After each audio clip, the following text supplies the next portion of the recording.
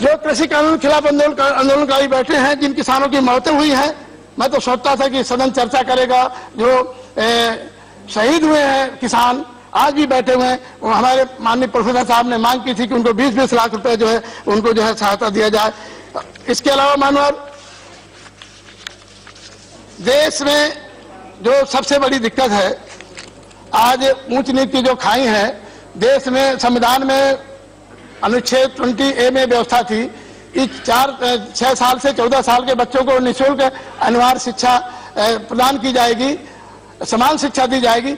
आजादी के इतने साल पूरे होने के बाद अभी तक शिक्षा में कोई काम नहीं किया गया है, जबकि कानून भी बने हैं। बहुत से बच्चे आदिवासी घुमंकुर जातियां तमाम ऐसे घूमते रहते हैं, उनके लिए कोई पढ़ने लिखने की व्यवस्था नहीं है। तो अनिवार्य और निःशुल्क समान शिक्षा लागू की जाना चाहिए। जो मानव SC ST OBC वर्ग के लोगों को समय पर उनके कोटा नहीं पूरा किया जाता मानव, इनका कोटा ही पूरा किया जाना चाहिए मानव। इस तरह से मैं इस देश में जो कोरोना बीमारी चल रही है, हम लोग दूसरे देशों की तो मदद कर रहे हैं।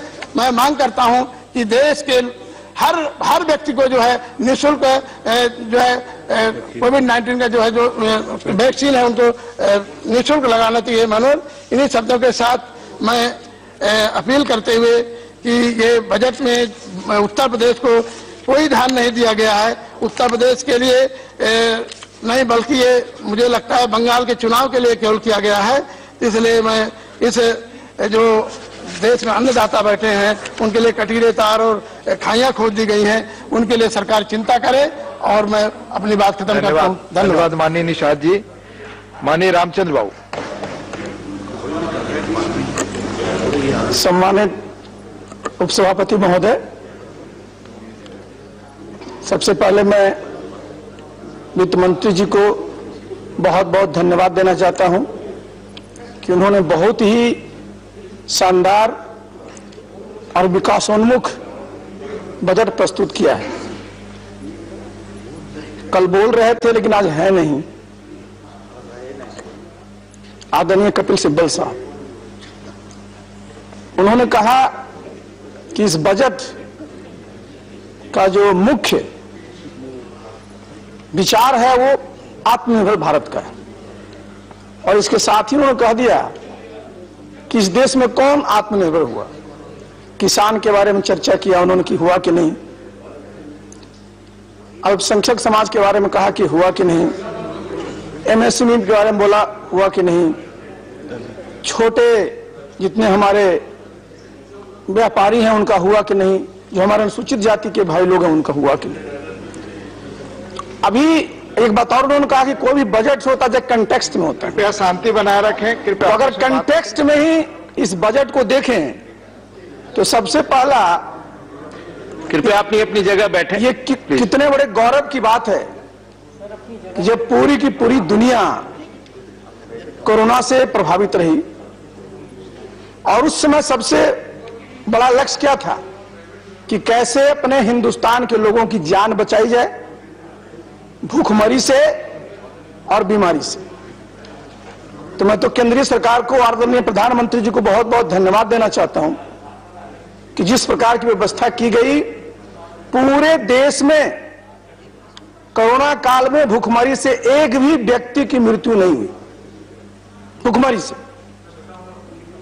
और आज जब हमारे पास वैक्सीन आ गया और पूरे देश में वैक्सीन लोगों को दिया जाएगा और ये वैक्सीन पूरी तरह से हमारी अपनी वैक्सीन है, तो हमारे लिए सबके लिए गर्व की बात है।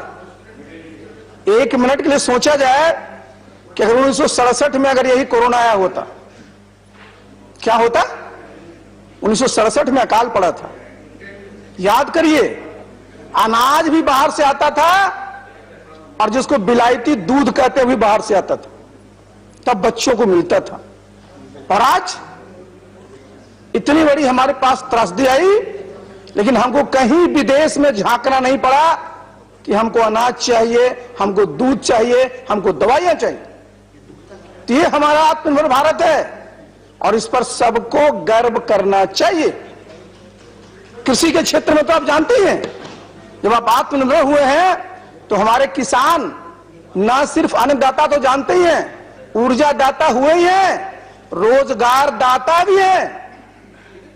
जितने उनके हमारे प्रोडक्ट्स होते हैं उसी को जो आप वैल्यू ऐड करते हैं तो कई लोगों को रोजगार मिलता है। कपिल सिब्बल साहब कह रहे थे कि साहब किसी भी विकास को देखना चाहिए ग्रोथ और इक्विटी के उससे। भाई मैं तो उनको याद कराना चाहूंगा कि उनके मुंह से बड़ा अच्छा लगता है इक्विटी की बात। वकील हैं, वहां क्या स्थिति है, कितना फीस लेते हैं? Charity begins at home. सबसे पहले अपना तो देखिए, कुछ मिनटों के लिए आप जाते हैं और कितना पाते हैं। हमारा एक जो है मनरेगा का कार्यकर्ता साल भर काम करता है, साल भर काम करता है, उसको 25,000 रुपया मिलेगा। 100 दिन काम करेगा, साफ काम करेगा। लेकिन आप जरा सोचिए, आप किसी केस में जाते हैं, कितना पैसा लेते हैं, ये कहां से इक्विटी हो गई?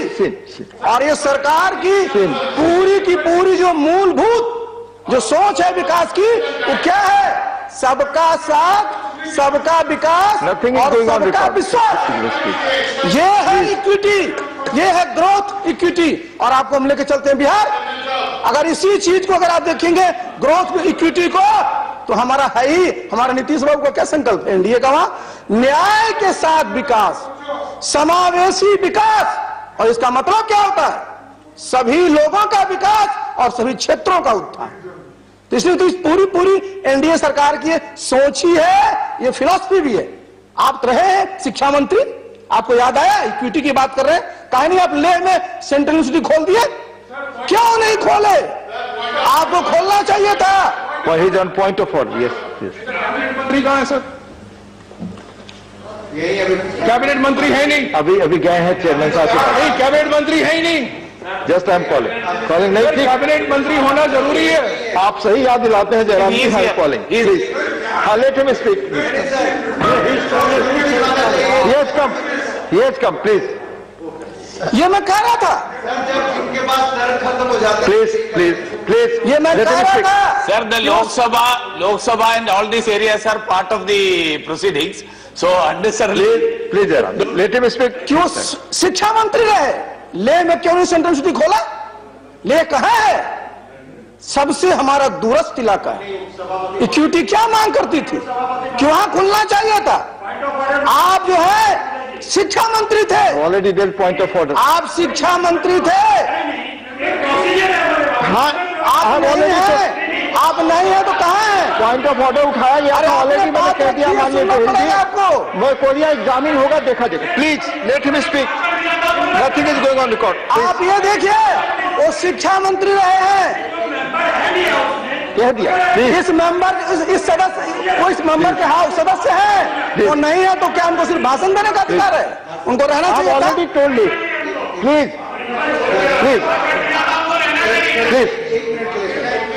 सर, एक छोटी सी बात।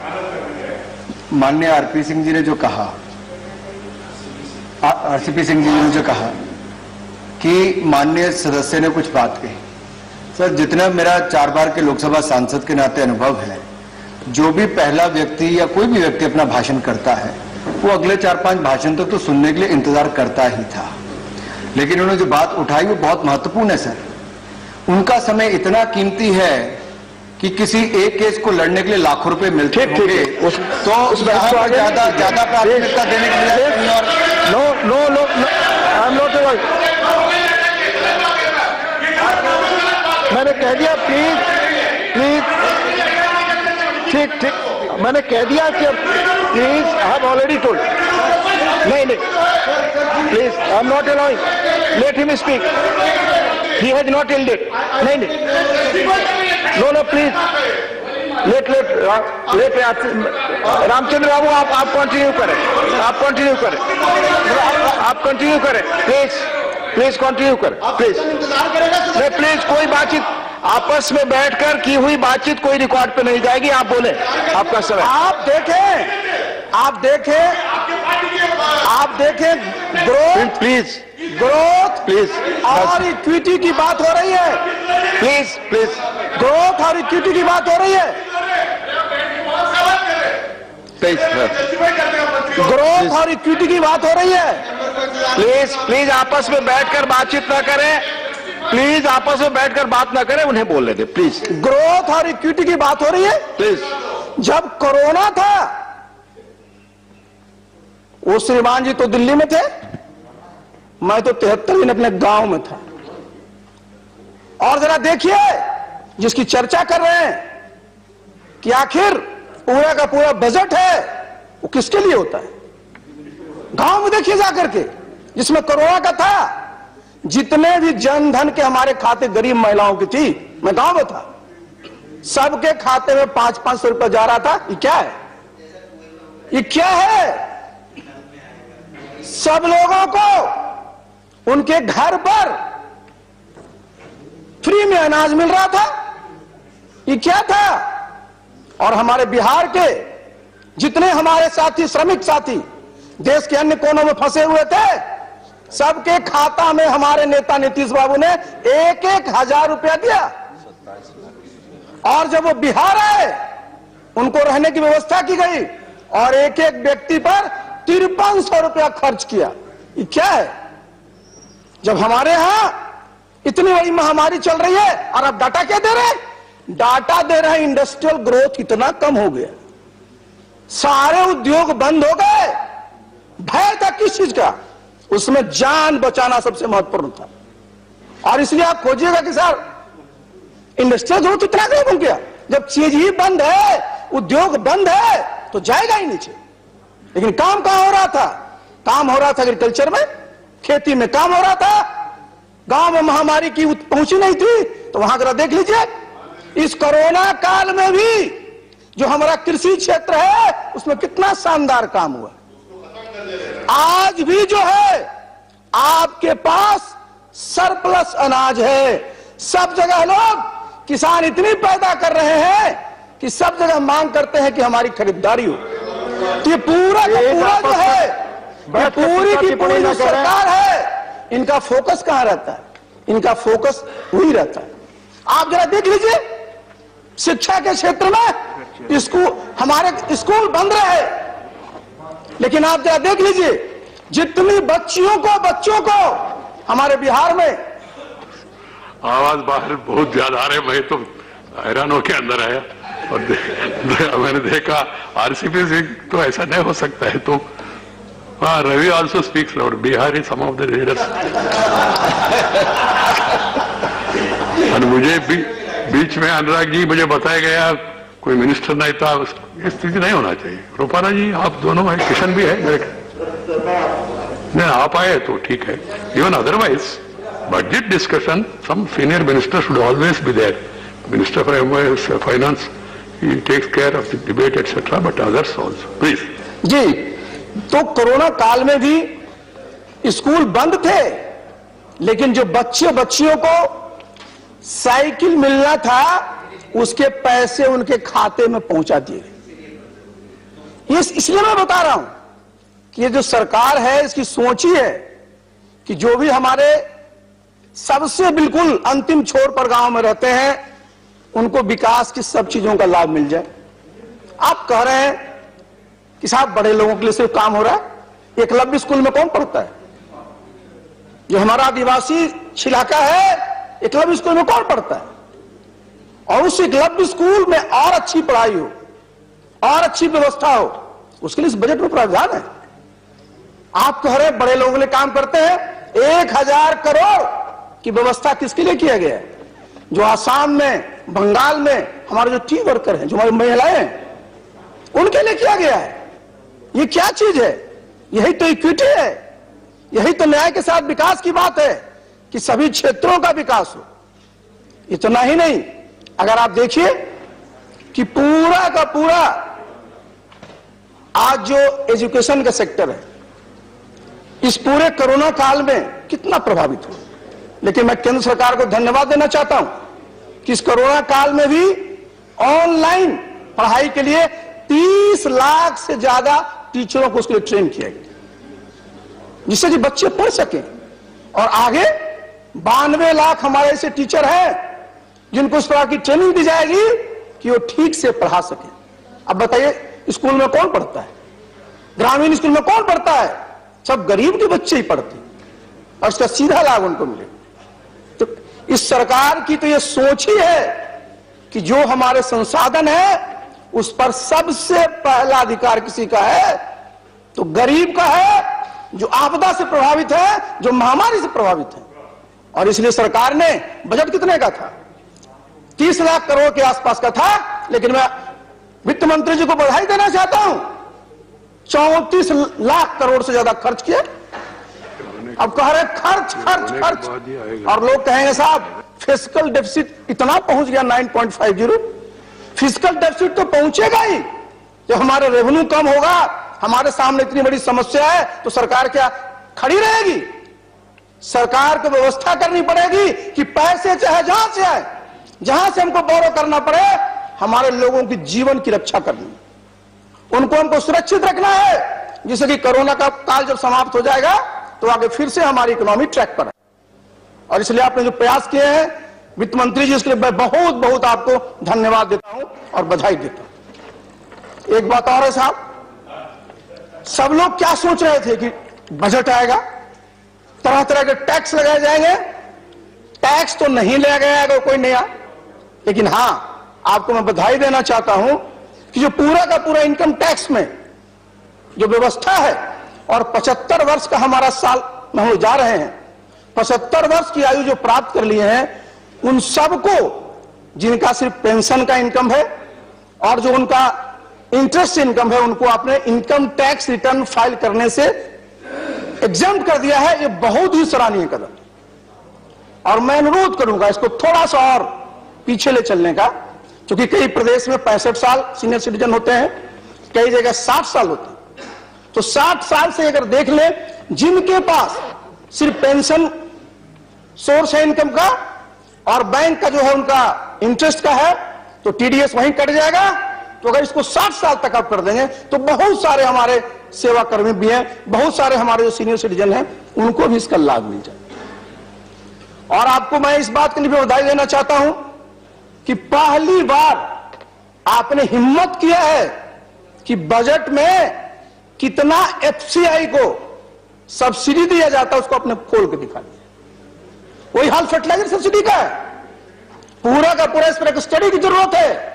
जितना हम फर्टिलाइजर सब्सिडी फर्टिलाइजर के कंपनियों को देखते हैं, उसका जरा असेसमेंट करा लीजिए। 70% सभापति जी ये जाता है सिर्फ नाइट्रोजन पर, यूरिया पर, और इसका क्या दुष्प्रभाव होता है? एनपीके जो हमारे कृषि में खेत के लिए उत्पादन के लिए उनका बैलेंस होना जरूरी है, बिल्कुल वो नाइट्रोजन की तरफ ज्यादा होता है, वो बैलेंस खत्म हो जाता है। और मैं एक अनुरोध करना चाहूंगा खास कृषि में, दो चीज में जो हम देते हैं, ये सब्सिडी हम दे रहे हैं किनको? जो हमारे फर्टिलाइजर कंपनियां हैं।